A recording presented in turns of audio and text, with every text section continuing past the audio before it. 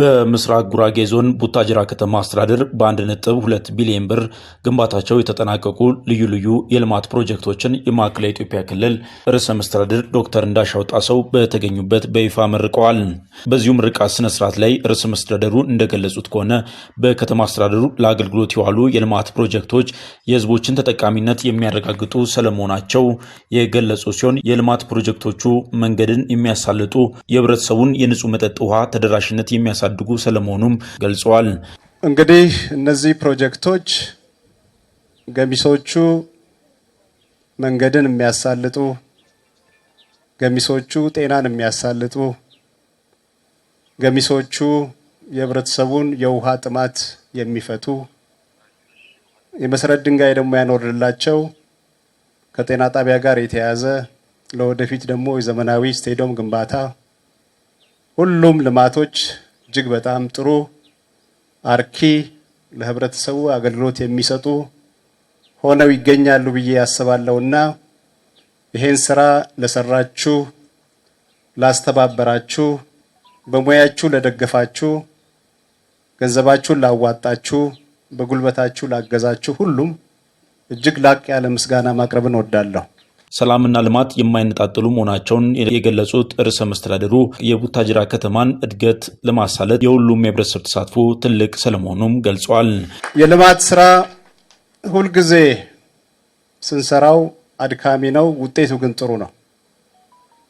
ሁሉም ህብረተሰብ መሰባሰብ ካለበት አጀንዳ ውስጥ ትልቁ አጀንዳ ሁለት አጀንዳ ነው ያለን። የመጀመሪያው አጀንዳችን ልማት ነው። ሁለተኛው አጀንዳ እኩል የሚታየው ሰላም ነው። ሰላምና ልማት የአንድ ሳንቲም የተለያየ ገጽታ አድርገን ነው የምንወስዳቸው። ሰላም ሲኖር ልማት አለ፣ ልማት ሲኖር ሰላም አለና እነዚህን አስጠብቆ የከተማዋን እድገት ሳይቋረጥ ብዙ ምኞቶች አሉን፣ ብዙ ፍላጎቶች አሉ። እነዚህ ልማት ሲሰሩ ሁላችንም እናውቃቸዋለን፣ እየደገፍናቸው ነው ያሉት። ለወደፊትም እያሰብናቸው ያሉ ትልልቅ ስራዎች አሉ።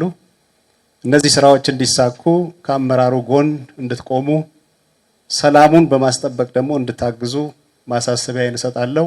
የምስራቅ ጉራጌ ዞን ዋና አስተዳዳሪ አቶ ሙስጠፋ ሐሰን በበኩላቸው የቡታጅራ ከተማ የልማት ስራዎች ስኬታማነት እንዲጎናጸፍ የህብረተሰቡ ተሳትፎ ትልቅ ስለመሆኑም ተናግረዋል።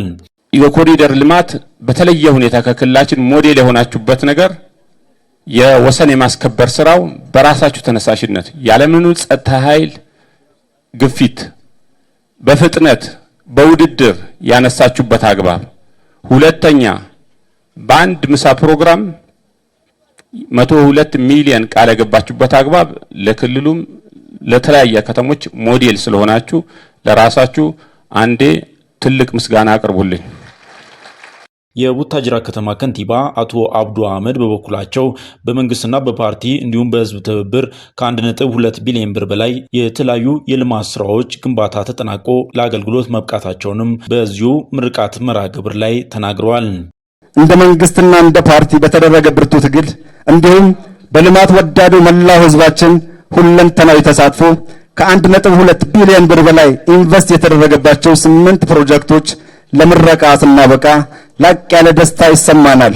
በዚህም እንኳን ደስ ያላችሁ፣ እንኳን ለዚህ ቀን አበቃችሁ ለማለት ፈልጋለሁ። የለውጡ መንግስት ለከተሞች የሚመጥን ትኩረት መስጠቱን ተከትሎ ከተሞች አቅሞቻቸውን ፈትሸው ጸጋዎቻቸውን ለይተው ወደ ውጤት በመቀየር እንዲለሙ ከፍተኛ ጥረት በማድረግ ከዋናው መዲናችን አዲስ አበባ ጀምሮ በርካታ ከተሞች እየለሙና እየተዋቡ ይገኛሉ።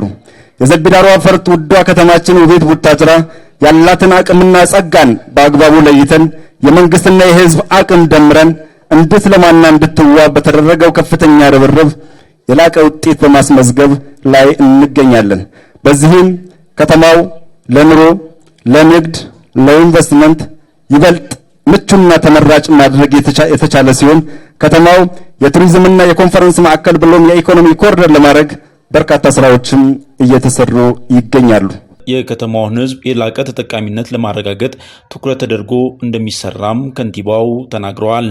ከተማችን የብልጽግና ተምሳሌት ስሉጥ ከተማ ለማድረግ በተደረገ ሁለንተናዊ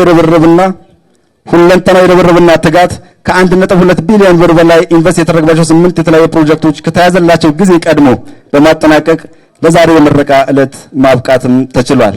በዚህም ለመላው ህዝባችን ብሎም በሂደቱ ሚና ለነበራችሁ ሁሉ በፓርቲያችን ብልጽግና ስም እንዲሁም በከተማ አስተዳደሩ ስም እጅግ አድርጌ እያመሰገንኩ በድጋሚ እንኳን ለዚህ ውጤት አበቃችሁ፣ እንኳን ደስ ያላችሁ ማለት እንፈልጋለሁ። በዚሁ መርሃ ግብር ላይ የክልሉ ጠቅላይ ፍርድ ቤት ፕሬዝዳንት አቶ ኤርሱና ቡሬ፣ በምክትል ርዕሰ መስተዳድር ማዕረግ የከተማና ልማት ኢንዱስትሪ ክላስተር አስተባባሪና የከተማ ልማት ኮንስትራክሽን ቢሮ ኃላፊ አቶ ስንታየው ወልደ ሚካኤል፣ የክልል የዞን የቡታጅራ ከተማ አስተዳደር አመራሮችም ተገኝተዋል።